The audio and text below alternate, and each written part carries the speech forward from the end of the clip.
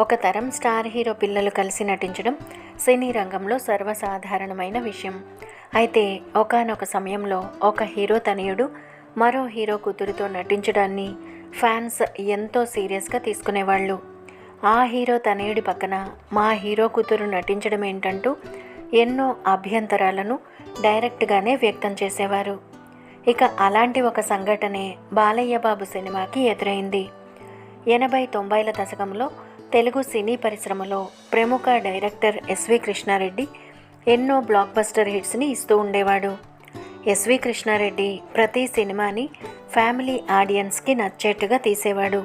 ముఖ్యంగా కామెడీకి పెద్దపీట వేసేవాడు ఎస్వి కృష్ణారెడ్డి. అప్పటిదాకా రాజేంద్ర ప్రసాద్తో సినిమాలు తీసిన ఎస్వి కృష్ణారెడ్డి బాలయ్య బాబుతో ఒక సినిమా తీయాలని అనుకున్నాడు.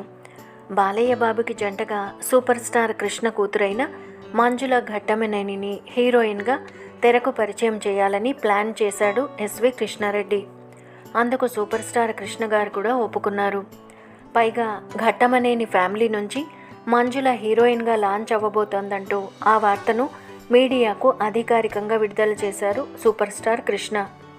అయితే ఆ విషయం తెలుసుకున్న కృష్ణ అభిమానులు బాలకృష్ణ పక్కన మంజుల హీరోయిన్ ఏంటంటూ షాక్కి గురయ్యారు.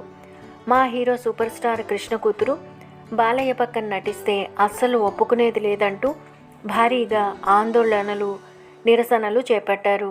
దాంతో తన అభిమానులకు నచ్చచెప్పడానికి సూపర్ స్టార్ కృష్ణ గారు ఎంతగానో ప్రయత్నం చేశారు. కానీ అభిమానులు అందుకు అస్సలు ఒప్పుకోలేదు. ఇక తప్పనిసరి పరిస్థితుల్లో ఘట్టమనేని ఫ్యామిలీ తమ నిర్ణయాన్ని వెనక్కి తీసుకున్నారు. అలా నందమూరి వారి హీరో పక్కన ఘట్టమనేని వారి అమ్మాయి హీరోయిన్గా నటిస్తే చూసే అవకాశాన్ని తెలుగు ప్రేక్షకులు కోల్పోయారు. దాంతో ఆ తర్వాత టాప్ హీరో అనే ఆ సినిమాలో మంజుల బదులు సౌందర్యని హీరోయిన్గా తీసుకున్నారు. ఇక టాప్ హీరో మూవీకి అచ్చిరెడ్డి నిర్మాతగా వ్యవహరించగా ఎస్వి కృష్ణారెడ్డి డైరెక్షన్, కథ, స్క్రీన్ ప్లే, మ్యూజిక్ని అందించాడు. అయితే టాప్ హీరో సినిమా రిలీజ్ అయ్యాక మిక్స్డ్ టాక్ సొంతం చేసుకుంది.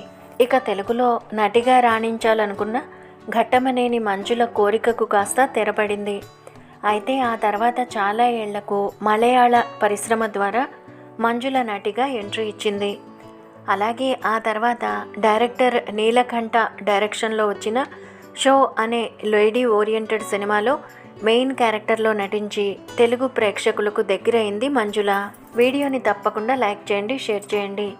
అలాగే మరెన్నో ఆసక్తికరమైన వీడియోల కోసం మన ఛానల్ని సబ్స్క్రైబ్ చేయడం మాత్రం అస్సలు మర్చిపోకండి. Thank you.